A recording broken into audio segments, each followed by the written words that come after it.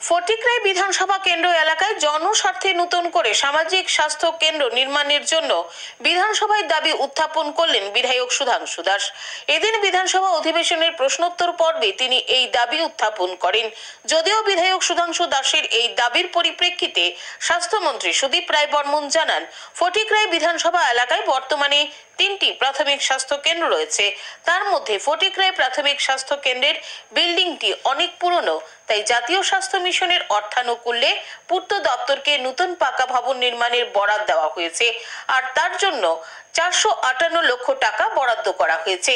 কিন্তু স্বাস্থ্যকর্মী ও অর্থ স্বল্পতার কারণে ফটিকরাই বিধানসভা কেন্দ্রে নতুন করে কোনো প্রাথমিক স্বাস্থ্য কেন্দ্র খোলার পরিকল্পনা নেই। তবে ভবিষ্যতে অবশ্যই বিষয়টি বিবেচনা করে দেখা হবে।